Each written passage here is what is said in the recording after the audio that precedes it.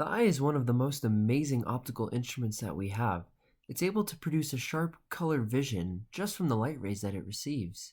In this video, we'll be talking about the basic eye anatomy in order to understand the physics behind it, as well as the image formation on the retina, and we'll go over a problem with the lens equation. Additionally, we'll talk about the difference between myopia and hyperopia, along with a couple different vision deficiencies. In order to understand all this, let's look at the anatomy of the eye. Now in the back of the eye, we have what's called the retina. The purpose of the retina is to take the light rays that hit the eye and transmit them into neural signals that the brain can then interpret. As part of the retina, we have what's called the fovea centralis. Now the fovea contains most of the cones in your eye, which helps you see color and also have sharp vision. The way that the neural signals are transmitted to the brain is through this big stem here called the optic nerve.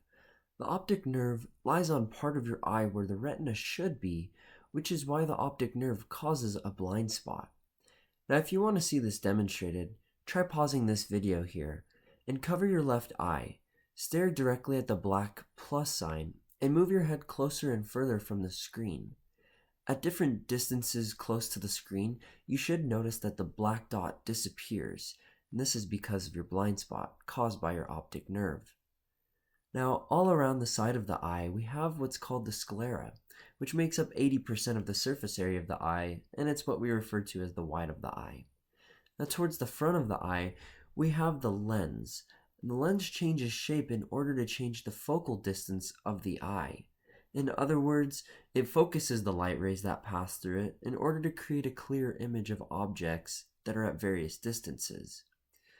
Additionally, we have different chambers of the eye, namely the vitreous and aqueous chambers, though we won't focus on them during this physics video. Earlier we said the lens can change shape. The way that it is able to do this is through what we call the iris. Now the iris is a muscle that allows for contracting and expanding, which controls the amount of light that reaches the back of the retina. Lastly, we have the cornea, the most superficial part of the eye. The cornea is where light first hits your eye, which is why if you have problems with your cornea, you're likely going to have a surgical procedure to fix it, or glasses or contacts. We'll talk about these both later in the video. Now take a look at this diagram. Here you can see a tree in front of a person's eye, obviously not to scale. The light rays from the tree are going to be reflected through the cornea and lens and eventually onto the back of the retina. However, as you can see, the image is produced on the back of the retina upside down, which is why our brain has to take those neural signals and flip the image right side up for us to see. Let's quickly go over a couple equations that will help us solve a problem that we will have in a couple minutes. First, we have 1 over d naught plus 1 over di equals 1 over f. Then we have m equals hi over h naught, which equals negative do over di. Now in these equations, do is the object distance, di is the image distance, and f is the focal length. Then we have m, which is the magnification, ho is the height of the object, and hi is the height of the image. Let's see if we can put these equations into practice. With a practice problem here. The question says a magnifying glass with a focal length of 15 centimeters is placed 10 centimeters from the page of a book. Find the image distance, magnification, and height of a letter that is 3 millimeters high on the page. Okay, let's attack this problem. Let's first write what we know off to the side. We have a focal length of 15 centimeters, d naught is 10 centimeters, and h naught is 3 millimeters. Okay, so we know the equation is 1 over f equals 1 over di plus 1 over do. So let's rearrange that to solve for di. So 1 over di equals 1 over f minus 1 over do. Okay, now let's plug in our values. We have 1 over 15 minus 1 over 10, which equals negative 30 centimeters. So now we found that. Alright, now let's continue on to find the magnification. So we know magnification equals hi over h naught, which equals negative di over do. Well, let's plug in our values. So we have negative for the negative di, but the di is also negative. So negative 30 centimeters, which is negative, over 10.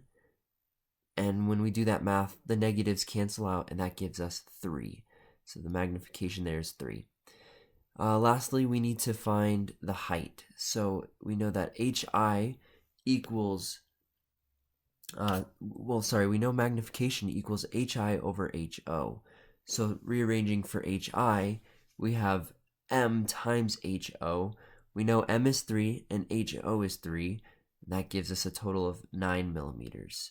So from this problem, we were able to find the image distance, which was negative 30 centimeters, the magnification, which was 3, and the height of the letter, which was 9 millimeters. This next section will deal with vision deficiencies. The first deficiency occurs when we have these two light rays that first hit the cornea and are reflected through the lens and eventually reach the back of the retina. The problem with this vision deficiency is that the light rays converge before hitting the back of the retina, so each light wave reaches a different part of the retina. This likely occurs when the lens is too strong and is what we call myopia or nearsightedness, and is what you experience if you cannot see distances that are very far away. Now, the way that glasses or contact lenses can fix this is by diverging the light rays, which reduces the eye's focusing power. Now we're going to change the length of the cornea. You can see here that the cornea looks a little bit bigger. And now in this situation, the light rays, they still act the same way, but as they go through the lens and are reflected onto the retina, they will also have a different spot that they go to on the back of the retina. This is what happens when the eye is too long, especially the cornea, which can be fixed by LASIK surgery, where they reduce the size or change the shape of the cornea in order to allow the light to be reflected on the same spot on the back of the retina. Now, the next thing that can happen is having a lens that is too weak. Now, we know what happens here as the light passes through the cornea and through the lens, and it's reflected onto the back of the retina, but they don't actually converge until a point which would be further back than the retina would allow it to be. And this would make it so that you cannot see objects that are up close, and it's what we call hyperopia or farsightedness. Now, similarly, if you have light rays that are hitting the cornea, you're going through the lens and appearing at a distance that is converging after the retina, what could be happening here is that the shape of the cornea is too small, or the eye is too small, and would have the same effect here where you can't see things up close, and it's also called hyperopia. This can be fixed with reading glasses, which increases the eye's focusing power and moves the eye's focus point forward onto the retina. The last vision deficiency that we're going to cover in this video is color blindness. Now, in this picture, you should be able to see a green 27 surrounded in all the red color. Now, what happens in color blindness is a genetic defect in cone pigment. So if you're colorblind, you have a defect in your ability to see pigments of certain colors. Since this is a physics video, let's just quickly look at the genetics of color blindness. Now, color blindness is an X-linked recessive disease, which means that color blindness only occurs on the X chromosome if you have one copy of the X chromosome that's diseased, or if you have two diseased X chromosomes. A mother has two X chromosomes, while a father has an X and a Y chromosome. In this video, the X subscript C is the colorblind allele. A mother who carries the colorblind allele can either pass on a healthy X or the colorblind X to their daughter, whereas fathers must pass on their X, in this case a healthy X. That's why the daughter won't get it in this cross. Now, a mother can pass on either her healthy or colorblind X to her son, but the father has to pass on a Y. So the son only has one X chromosome and it's diseased. It has the colorblind allele. And he's unable to cover up the colorblindness, which is why males are so much more likely to be colorblind than females. Though colorblindness can be explained through genetics, physics also offers an understanding of how this occurs. And that's because When you're unable to perceive different colors, it's because you can't see different wavelengths. Since each color has its own wavelength, we learn that the cones can help us see these different types of wavelengths. In summary, we were able to cover the basic eye anatomy in order to better understand the physics behind the eye. We were able to see how image formation occurs on the retina, and how, with the help of the lens equation, we could solve problems to find focal length and distance of different things. We were able to see different vision deficiencies like myopia and hyperopia and color blindness, and see how physics can help us solve these.